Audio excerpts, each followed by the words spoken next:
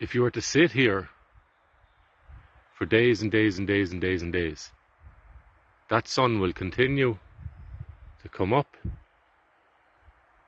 arc around, at least that's what it looks like, dip down and come around again. It's a wheel, right? The cycles of the sun, the cycles of the day, the cycles of the season, the cycles of a life. It's a wheel. It's not linear.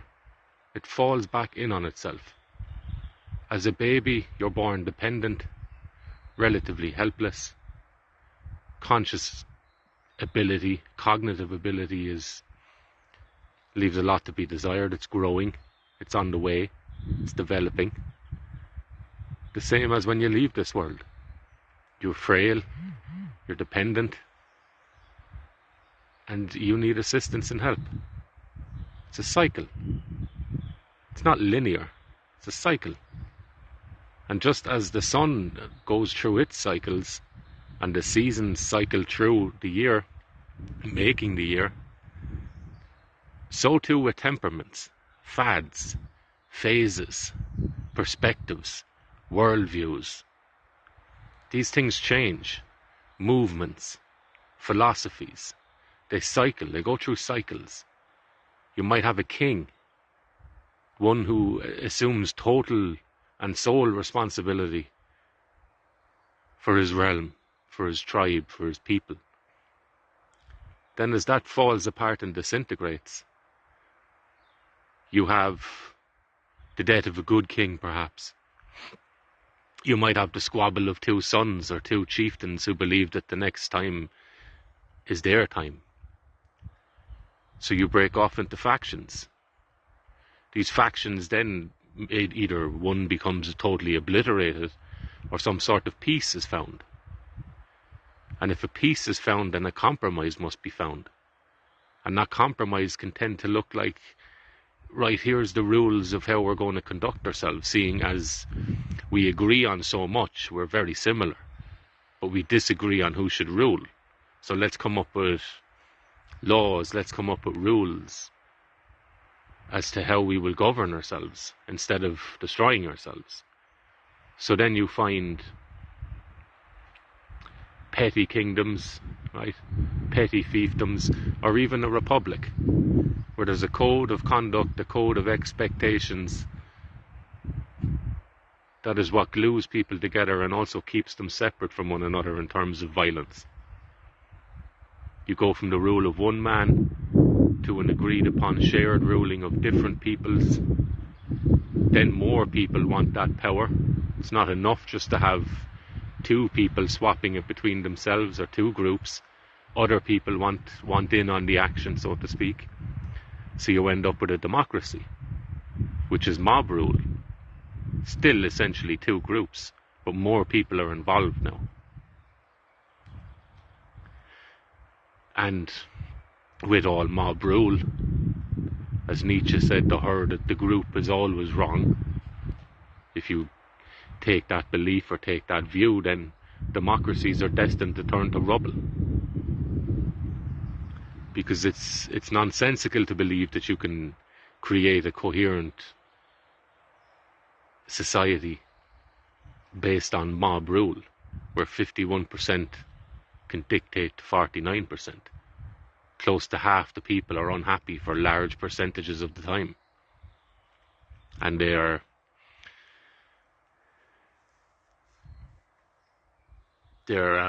exposed to the decisions of the bigger group. So what happens? Inevitably you have clashes, you have violence again, you have challenge. People want to assume the control and the power, and the power to what? For self-determination.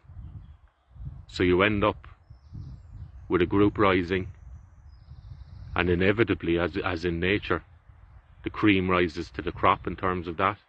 The greatest man, the best man for the job, will usually take the lead in serious matters. When people's lives are on the line, they tend to dip their head to the one who seems more capable and more confident. So you get the rise of kings again. It's a cycle. It's a cycle, and we're not in the middle of it because there's no middle to it. It's just a continuous cycle. That's the point of this, is you cannot pick a part in the cycle and say that this is the beginning or this is the end, or that there's going to be an end. It's just part of the cycle. And at the moment, we don't see time like that. We might experience time like that, but we don't see it that way. We see it as a linear progression from terrible before, getting better now but not quite there yet, to tomorrow is the dreamland. So we're never really settled in ourselves, because we've been promised that while today might seem okay, tomorrow is the utopia. So keep striving towards tomorrow and never really be truly present in the moment, because the moment is somehow beneath the version of you that'll be here tomorrow. So don't get too accustomed or don't get too wedded to it. This is a distortion. This flies in the face of any sensible perception of the world as we look at it. This is anti-nature,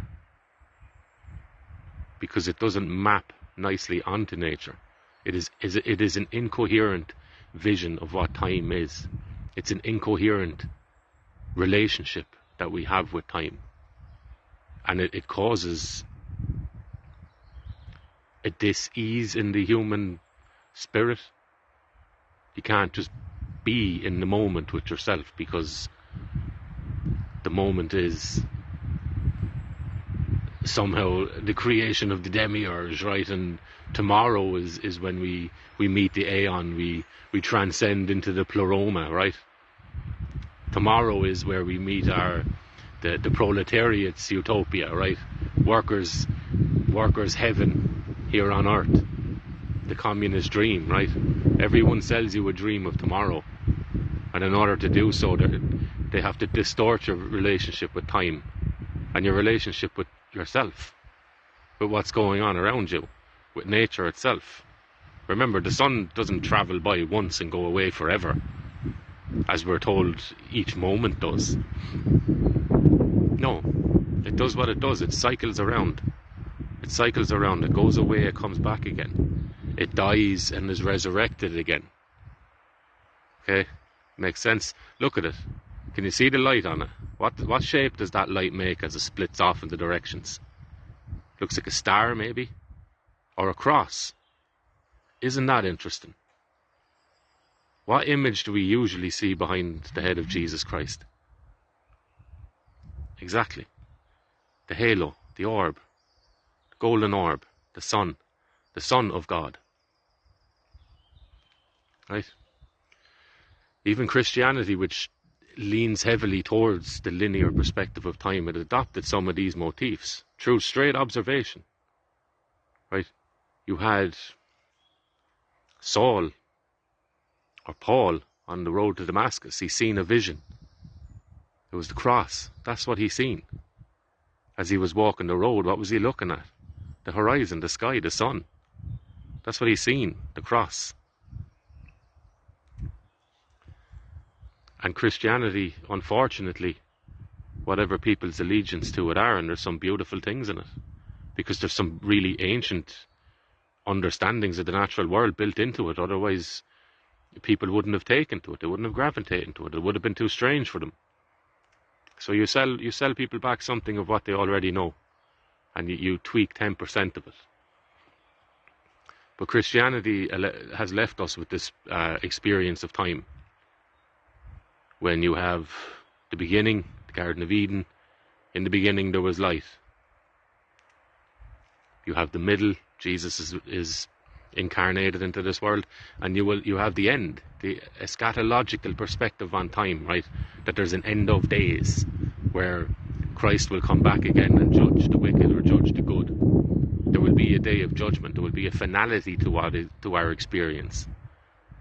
This is one of the fundamental differences between Christianity and what came before Christianity. You can call it paganism if you want. And funnily enough, the word pagan literally means from the fields. It was a name given to the belief system or the theology of those who lived outside of the cities where Christianity was taking hold. Paganism, pagan, from the fields, where you would have been surrounded, not with calendars and clocks, or even temples as you would have been in the city. You would have been surrounded by trees, by the sun, by the glowing cross in the sky as you see there. Paganism, from the fields, from the earth, a connection with nature. So that one of the major distinctions between Christianity and paganism, pre-Christian belief, pre-Christian understanding of the world, is the relationship with time. One sees it as a wheel, always falling back on itself. The other sees it as a beginning, a middle and an end. And what does that do to a person if they understand that there's a total end to everything? You can see that across the centuries it does strange things to people. But if you've an understanding that everything eventually comes back, the moods of an age return, things make a little bit more sense. You can see the attitudes on some young people today, just young in terms of whatever age they're after falling into, the fanaticism, the zealotry of their belief systems. That's nothing new. That's nothing new. That's not a symptom of progress, as they call it. It's just the same wheel turning again. We've always had moments or decades in time where there's zealotry seems to rule the day, or becomes a very loud champion of its own cause. And then it goes away again, because there's a reaction to it, and then there's a synthesis to that. There's a societal argument at play. And in order for one side of probably two sides or many sides not to be totally obliterated, there's a peace that's made. And I think at the moment we're finding that. And then we move on to the next part of the cycle, if you can even break it down into a next part. But there's your cross. Simple. Makes sense.